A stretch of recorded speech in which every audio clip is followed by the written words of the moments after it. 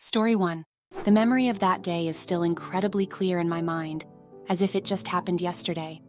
Despite having experimented with various drugs, including hallucinogens, nothing has ever compared to the intensity of what I experienced that day. The images and sensations are permanently etched into my memory like a photograph. I vividly recall seeing it coming and realizing what was about to happen.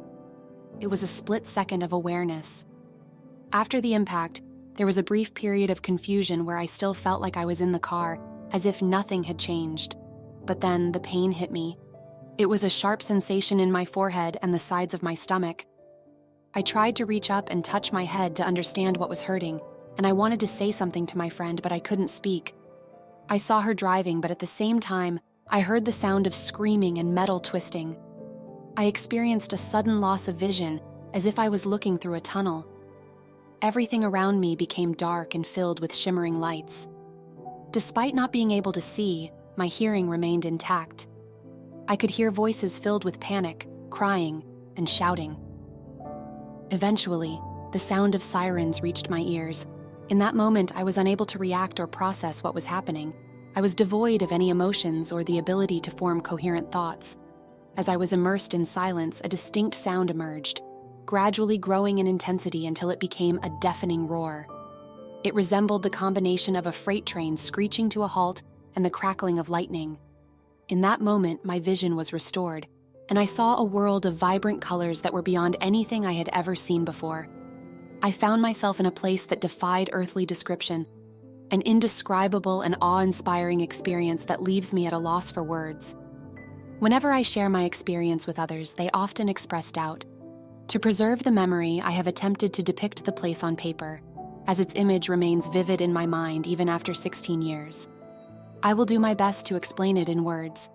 I witnessed two distinct skies or atmospheres, divided by a line down the middle. On the left side, the colors were bright and sunny, with shades of yellow, light blue, and white, along with wispy cloud-like formations. On the right side, the colors were darker, resembling a deep sunset with hues of red, gold, burnt orange, dark purple, and black. It felt like a dawn on the left and dusk on the right.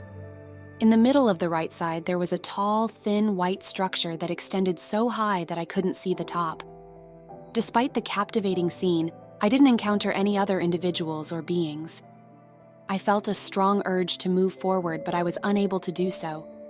It was as if I was merely observing and contemplating this place, floating or suspended without a physical body. The most incredible part was the overwhelming sense of euphoria.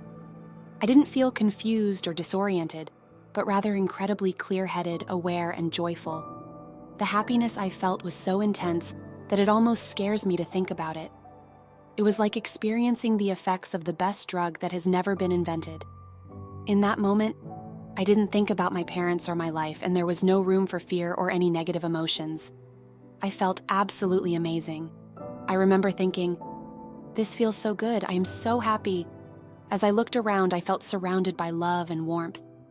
After some time, although I have no idea how long, my hearing gradually returned. I could hear my friend Jessica's voice and other voices calling out. It was only then that I realized, oh yeah, I have a body in that other place right now, but honestly, I really like it here. I'm not sure if I want to go back, this feels so good. In that moment, I attempted to speak, but my words were more like a silent thought.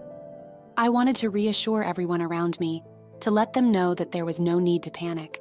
I was perfectly content in that moment, and I even had the desire to stay there a little longer and explore this incredible place. I felt an overwhelming sense of peace, and I longed to convey to them that I was all right. However, I was unaware of the reality that I was actually dying. All I could focus on was the immense happiness I felt in that moment, and the reluctance to ever leave. As I entered this new realm, my thoughts shifted towards my life and the people I left behind. My mother's face appeared in my mind, and I couldn't help but think about how devastated she would be if I chose to stay here. I realized that she would never truly understand the beauty and wonder of this place. It wasn't a conscious realization of life after death, but rather a recognition that my physical body remained behind while my consciousness existed in this new existence. After a brief moment, I had a casual thought to myself, realizing that I couldn't leave the situation as it was. I didn't want anyone to worry, so I made the decision to go back. I wanted to reassure everyone that I was coming back. Normally, I would have been upset and panicked about where I was and what was happening. I would have wanted to return to my body immediately, but surprisingly, I felt a sense of peace and nonchalance. It was like, I guess I'll go back. Suddenly, I found myself looking at concrete and feeling hands on me. I saw my shirt and bra being cut off beside me. I was unable to move or speak, so I remained trapped in my own thoughts for a few minutes, observing as they transported me in the ambulance and attempted to stabilize me. I was completely paralyzed, but I could still see and hear everything. As I experienced these sensations, I found myself oscillating between two states. My vision would become filled with sparkling lights, and a sense of euphoria would wash over me, as if I were transcending my physical body and entering another realm. However, I would mentally resist this pull, reminding myself to stay grounded and focused on the present moment. I would fixate on a blue cup, using it as an anchor to prevent myself from slipping away. By moving my arm and finger, I would regain control and my vision would return to normal. This back and forth struggle continued until I reached the hospital. Finally, I fully returned to my body and gradually, all of my senses, including a profound sense of pain, came rushing back. Although I have never been particularly religious, this experience made me question whether there might be something after death. It was a truly blissful and joyful moment, and it made me wonder if there is a happy place awaiting us. However, I have never encountered anything similar since then. This story was shared by Taylor and happened in 2001. Story 2. Before this particularly memorable day, every dental appointment I had before becoming an adult was a nightmare. It was filled with pain, fear, and tears. What made the situation worse was the insensitive remarks from the dentist. "Why are you crying? It doesn't hurt." My fear came as a result of being born with a small jaw. It meant I had to have many of my adult teeth extracted as soon as they emerged. That day started out as a typical appointment. I underwent a procedure to realign my jaw and teeth. I was initially given laughing gas and then a combination of painkillers, which caused me to fall asleep. I woke up and found myself standing in a vast and brightly lit space. However, my vision was limited to my immediate surroundings, as there was a hazy mist that obscured everything else. This mist was intangible and dry, and it extended as far as I could see in every direction, except upwards. In my recollection, the sky above me appeared to be a shade of blue or blue gold. Although I don't have a distinct memory of seeing the actual color blue, I have a general impression of it in my memory. The overall brightness of the surroundings was intense, with everything appearing as a bright white or white gold, similar to the glare of sunshine reflecting off surfaces. However, this brightness was not uncomfortable or unpleasant. It was simply very radiant. I had a strong sensation of being outdoors. The ground beneath me felt like short, pale green grass. My visibility was limited to just a few inches on either side of my feet, as if I were standing in a narrow column of clear air. Everywhere else there was a bright, dry mist that gradually thinned out overhead. The scent of blooming wildflowers was particularly vivid in my memory, and there may have also been hints of fruit blossoms. The flowers had a light, delicate fragrance that was incredibly fresh, clean, and sweet. There was a gentle breeze, and I distinctly remember feeling completely comfortable. There was no sensation of hot or cold. Everything around me seemed to be the same temperature as myself. I have no recollection of silence or sound. It seemed as though neither existed. What I do remember is an overwhelming sense of peace, joy, and liberation. It's difficult to put into words, but it felt as though I had been carrying a heavy burden and suddenly I was free from it. Despite being alone, I didn't feel lonely or isolated. Then, I heard a voice within my mind, gently informing me that I had to return, for now, as it wasn't yet my time to be there. The voice was mysterious yet gentle and filled with kindness.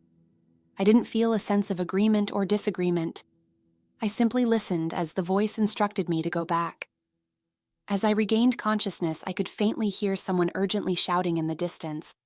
Their words, "Breathe, breathe, come on, breathe," echoed in my ears. Strangely, I felt a sense of irritation at being told to breathe again, as if I had made a conscious decision not to. The yelling grew louder and closer, but it felt more like a distant awakening from a dream than someone physically approaching me. I regained consciousness to find my dentist hovering over me, his face pale and filled with worry. As I looked around the room, I noticed several shadowy figures at the periphery, unsure if they were actual people or something else. Beside me, there was a large oxygen container emitting a hissing sound. There were a couple of other people in the room, actively assisting in my resuscitation, but I couldn't determine if they were emergency personnel or fellow medical professionals. I felt a sense of confusion, questioning why my dentist appeared concerned now when my last memory of him was of a grumpy demeanor. During the time of my operation, there is a hazy recollection of the staff having a conversation with my mother, but I am unsure if this memory is real or if it was implanted from overhearing discussions. My mother's memory of that time is also unclear. She recalls there being some complications and hearing raised voices, but she doesn't remember the exact words or have any further details.